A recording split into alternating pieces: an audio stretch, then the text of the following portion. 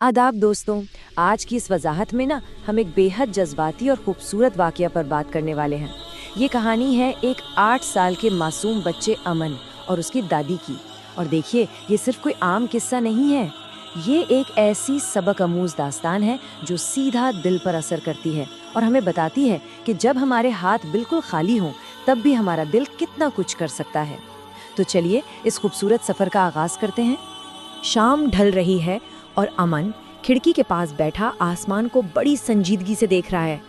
उसके जहन में एक गहरा सवाल घूम रहा है, क्या अल्लाह हर दुआ सुनता है? सोचिए, एक मासूम बच्चे के जहन से निकला हुआ सवाल, लेकिन इसकी गहराई तो देखिए। क्या सच में हर पुकार, चाहे वो कितनी ही बेआवाज क्यों ना हो, उस रब तक पहुंचती है?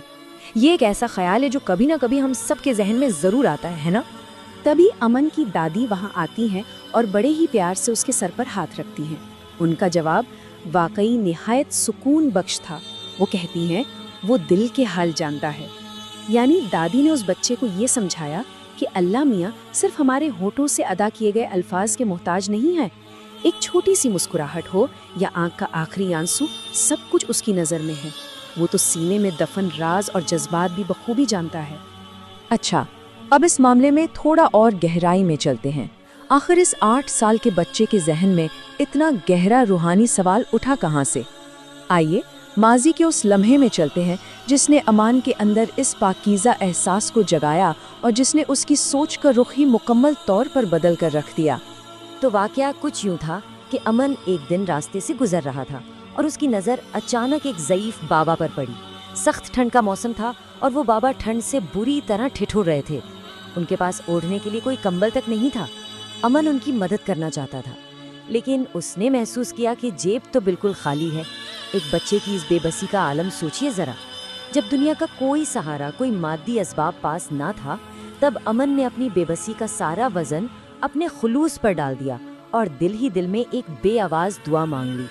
और जानते हैं वो दुआ क्या थी? बस चंद आसान से अल्फाज, या अल्लाह उन्हें ठंड ना लगे। खैर, अमन को खुद इस बात पर थोड़ा शक हो रहा था कि क्या इतनी सी दुआ काफ़ी है? जब पास में कंबल खरीदने के पैसे ही नहीं हैं, तो क्या उसकी इस खामोश तमन्ना से सच में उन ज़ईफ़ बाबा की कोई मदद हो पाएगी? देखिए, ये कश्मकश हर उस इंसान की होती है जो किसी का दुख देखकर तड़प तो उठता है, मगर हालात उसके हाथ बांध देते हैं। बस यहीं पर हम इस्लामी तसव्वुर के एक निहायत अहम पहलू को समझते हैं, और वो है नीयत। देखिए, नीयत सिर्फ किसी काम को करने का एक इरादा नहीं होती। जब हाथ बंधे हों, जब इंसान चाहकर भी मादी तौर पर कुछ ना कर सके, तब यही नीयत उसके दिल का सबसे बड़ा रूहानी अमल बन जाती है। अमन के पास पैसे बिल्कुल नहीं थे, लेकिन उसकी नीयत इतनी साफ और पाकीज़ा थी कि उसने असबाब की उस कमी को अपने एहसास से पूरा कर दिया। तो असल मुद्दा यही है जो दादी ने उसकी कश्मकश को दूर करते हुए समझाया। वो अमन को गले लगाती हैं और कहती हैं, सबसे बड़ी दुआ वही है जो दूसरे के लिए बिना किसी लालच के की जाए। और यही हमारी इस वजाहत का सबसे बड़ा निचोड़ है। अमन के पास उन बाबा को देने के लिए कोई दौलत नहीं थी, बल्कि उसने अपना एहसास दिया। और दादी के मुताबिक यही बेगर्ज और बेलोस एहसास ही दुआ की आला तरीन शक्ल है। चलिए अब आगे बढ़ते हैं और देखते हैं कि ये रूहानी सिलसिला किस मंजिल तक जाता है। रात गुजर चुकी है और एक नई सुबह की रोशन किरणें आसमान पर फैल रही हैं। ये मंजर अपने आप में एक उम्मीद का पैगाम था, एक ऐसी उम्मीद जो पिछली रात की उस खामोश दुआ से जुड़ी थी।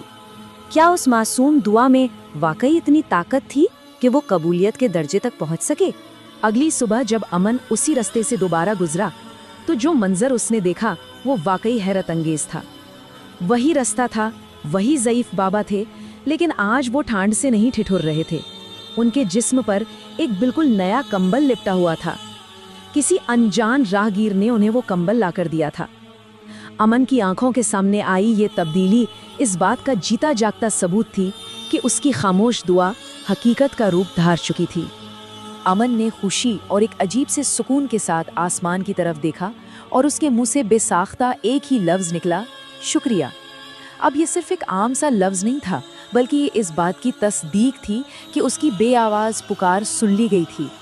कबूलियत का ये मंजर इस बात की गवाह है कि जब किसी के लिए बेगर्ज होकर दुआ की जाए तो अल्लाह नापैदाए असबाब से यानी गैब से मदद भेज देता है।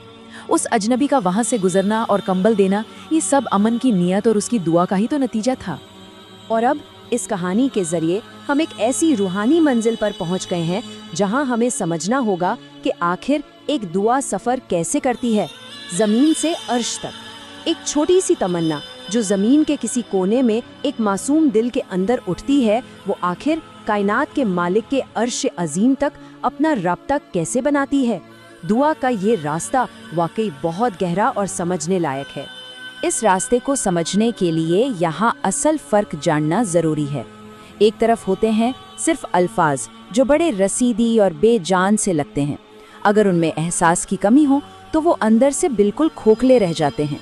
लेकिन दूसरी तरफ होती है पाकीज़ा नीयत। ये नीयत एक मुखलिस एहसास से जन्म लेती है, इसमें खुलूस होता है।